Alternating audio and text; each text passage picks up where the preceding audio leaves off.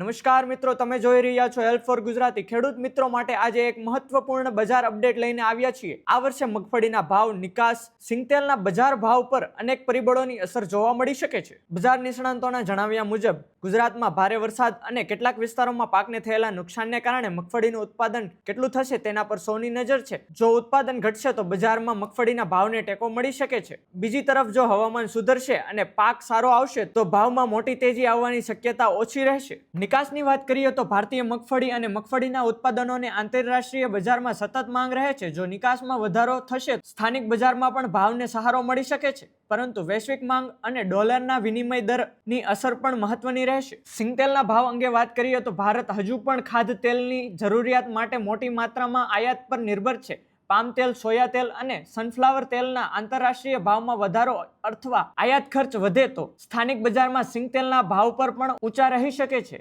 હાલની સ્થિતિને જોતા વેપારીઓનું માનવું છે કે મગફળીના ભાવમાં ટૂંકા ગાળે વધઘટ ચાલુ રહી શકે છે. ખેડૂતોને સલાહ છે કે બજારના દૈનિક ભાવ, પાકની સ્થિતિ અને સરકારની નીતિઓ પર સતત નજર રાખીને વેચાણનો નિર્ણય લેવો. વરસાદ, ખેતી અને કૃષિના બજારના દરેક તાજા સમાચાર માટે અમારી ચેનલ હેલ્પ ફોર ગુજરાતીને હમણાં જ સબસ્ક્રાઇબ કરો અને વિડીયોને લાઇક કરો.